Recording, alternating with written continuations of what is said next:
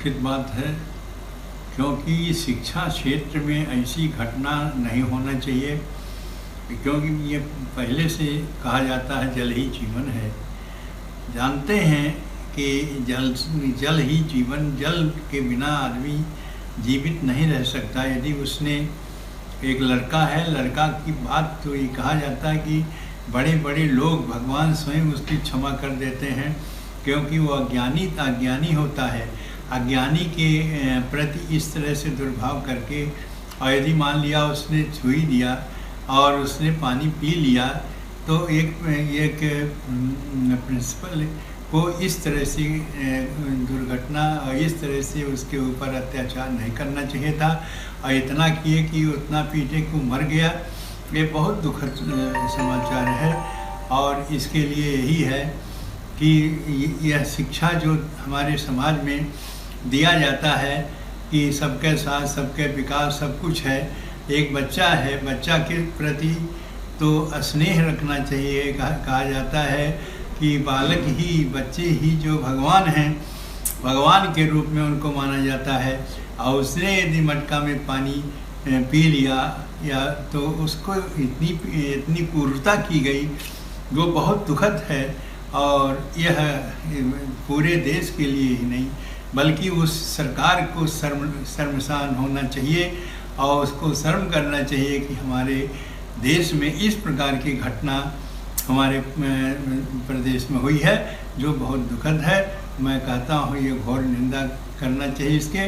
और जिस व्यक्ति ने इस प्रकार के एक बच्चे को पानी के कारण पीट करके मार दिया है, उसको कठिन से कठिन, कठोर से कठोर दंड देना चाहिए, जिससे उसे शिक्षा मिले, दूसरे लोगों को भी शिक्षा मिले कि इस प्रकार की घटना करेंगे तो इसी प्रकार का दंडनीय अपराध माना जाएगा और ऐसे हमको कष्ट दिया जाएगा। इसलिए बहुत ही गलत हुआ है।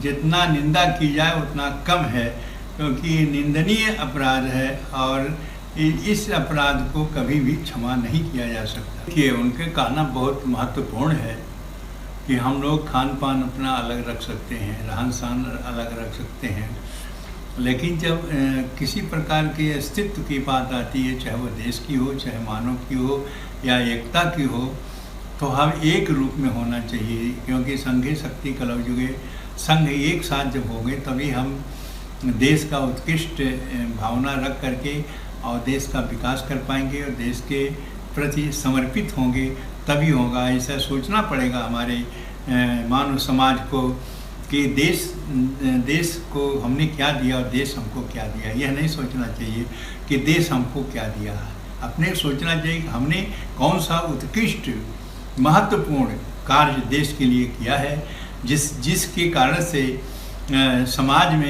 समाज के लोगों में यह प्रभाव पड़े कि नहीं, इस प्रकार के लोग जो हैं वह अलग अलग रहते हुए भी एक हैं।